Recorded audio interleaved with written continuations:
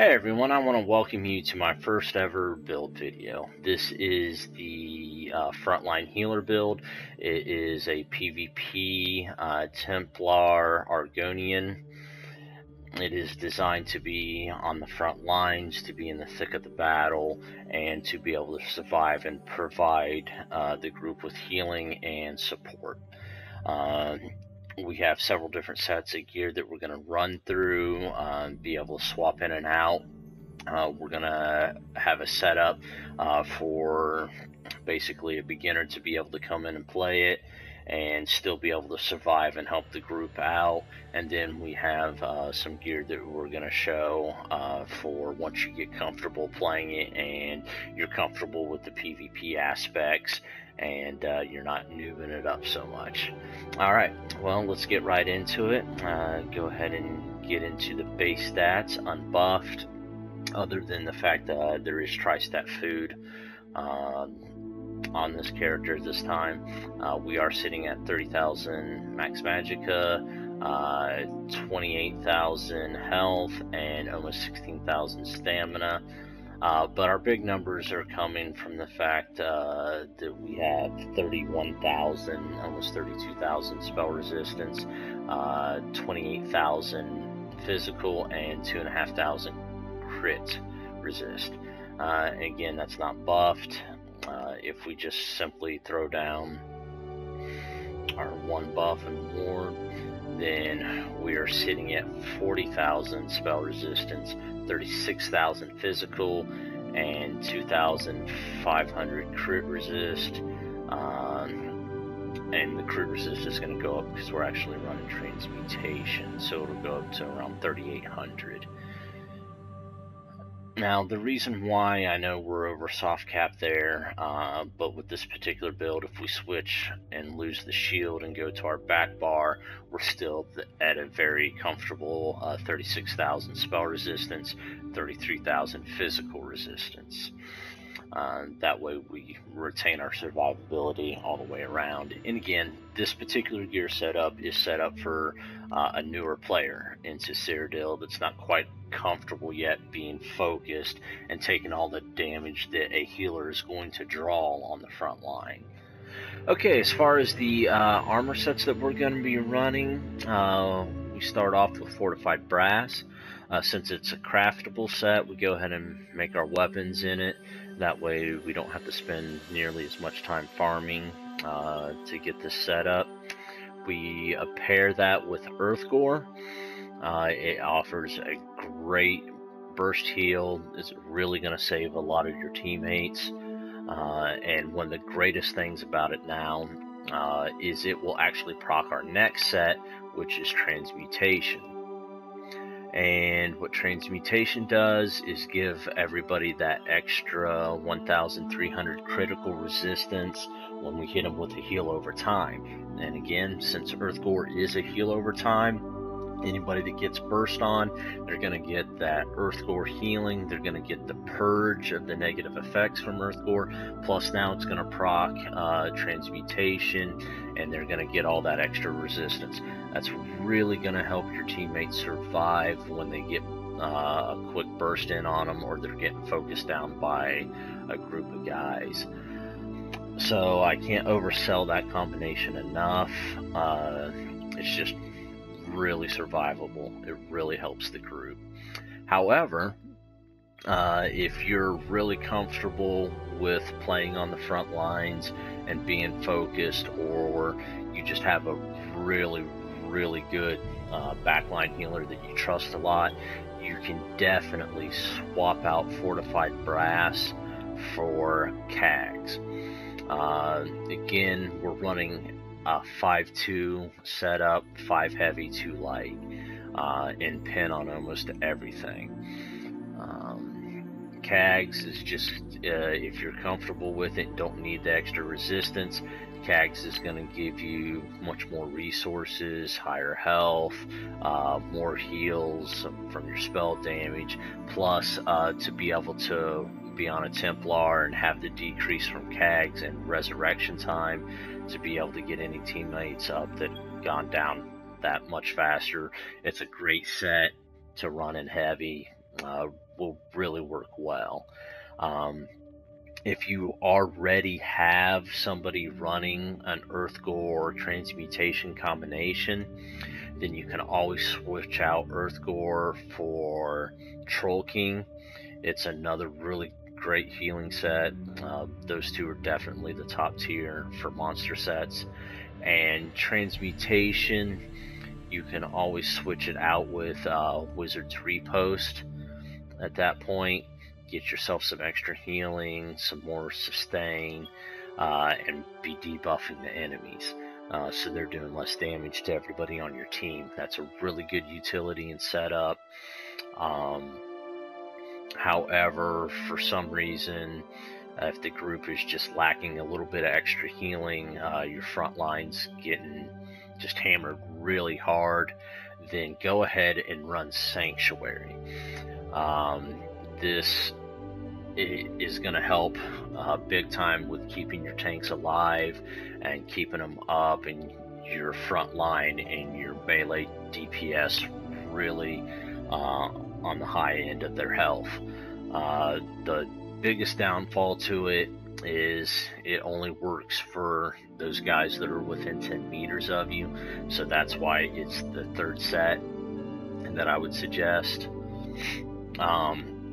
And any situation that you find yourself in where your group is lacking the healing and you have become the main healer, then definitely make sure you have the fortified brass swapped out for the CAGs, so you have the extra resources and extra spell damage to make sure your heals are a bit bigger.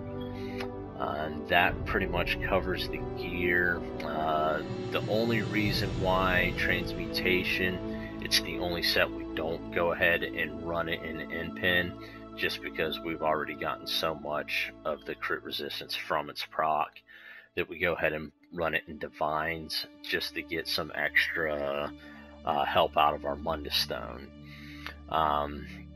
Jewelry, I always run one reduced cost, just for the simple fact that most of the time it's almost a 10% reduction for a lot of skills, and then double spell damage to get the extra healing.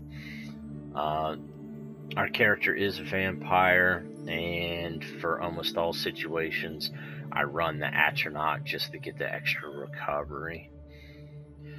Okay, now on to champion points. Alright. We have 40 into Warlord. I know a lot of people run that a little bit higher. We're going to be using Mistform to break out of a lot of our CCs and stuff, so I don't run that quite as high as some people. I definitely want 43 into Siphoner, just for the simple fact when we get into fights with kiters, other tanks, to be able to just lay down a heavy attack on them and to help drain their resources while replenishing your own. It's really good to have those 43 points into there, if not more. Gonna go ahead and run 50 into Tenacity, because again, we're going to be getting a lot of resources back when we do our heavy attacks from our resto staffs. 56 into Arcanus for the magic, 19 just to give us a little boost into the stamina. 1 into Befoul, really that's just the hope that when we heavy attack somebody and get the Befoul to show up, that we are causing their healers to purge more and to waste resources doing it. 61 into Shadow Ward to get the reduced block cost while we're on our Sword of Board bar. It's really important to have that in there. 75 into Blessed, of course, for the healing. 72 into Elfborn, just so when we do get those crits on our healing, that they are a bit larger. The rest in this area you can just kind of fill in more how you would like. Probably drop some of the elemental and put it into spell erosion would work a bit better.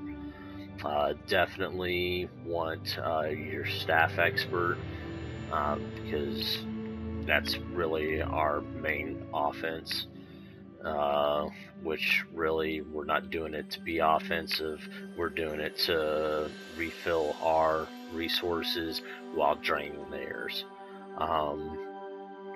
And then Master of Arms to give us a little bit more of the direct damage from the one other attack and the combination of a direct damage and the staff attack. Nothing into the last tree for the mage. 56 into Ironclad, we definitely want the 20% reduction of all direct damage. 49 into Resist for the extra critical resist. We're going to basically hit 10% on everything else. Thick Skin's a little higher into 17 with the 44 points. And then Expert Defender, 16 to get to 10%. Quick Recovery would just give us a little boost to all the healing that we're giving ourselves. Alright, and now on to skills. First thing is Elusive Mist. We're going to use this as our main way of escaping from CCs and make sure we're not getting our character locked down to where we can't heal the group. And basically as a way to kite ourselves out of a lot of bad situations. Next is going to be Drain Essence. While this does have a pretty decent heal to it, the damage isn't much, and the only real reason that we have this ability slotted is because of the 3-second stun. It basically acts like fear, makes them throw their hands up and run. It's really great when our DPS is wanting to line up a burst, if you can be the one to go ahead and cause them to be feared, so they take the full brunt of our DPS's burst, help kill a lot of enemies like that. Next is obviously going to be Breath of Life when we're, locked and blocked behind the shield, just casting Breath of Life to save as many people as we can. It's a great heal. Restoring Focus is going to be our buff that we can just throw down and stay in. Extended Ritual is an ability that is a must. I can't oversell it. The fact that it cleanses up to 5 negative effects from us when we cast it is huge to keep ourselves purged. It's a really good ability that we're going to be using constantly to keep ourselves purged. So when we cast our Breath of Life, that we're actually doing the full amount of healing to people. The other big thing, it's a really good AoE heal. It's going to help keep the maximum uptime on our transmutation on as many players as possible. Our first alt is going to be Spell Wall. Again, if you're in the situation where you're just getting low on resources, you can pop this, swap to your back bar, and get some heavy resto attacks down and get your resources back up. Now, this all on our back bar can be swappable. You run Rite of Passage when you're in the large group. It's just a really good heal. It's going to heal a lot of people. It's got a great radius. However, if you're in a small group, somewhere between that 1 to 4 range, or you're in battlegrounds, I find it a good bit more beneficial to go ahead and run the resto staffs ultimate, just for the simple fact that you can be giving somebody major force or major protection for 5 seconds along with the heal. So you're helping get a little bit of extra damage on your DPSs and things of that nature, helping them to kill. So again, that's more for small group. Luminous shards, this is really on here just so other players can hit the synergy. So my other tanks in the group can hit it, get their resources back. It's a small AoE dot, it's not going to do a whole lot of damage. Just maybe help mitigate some of their health regen. It's not going to be very damaging at all, but it's more for just supporting the team. Healing Springs is a must.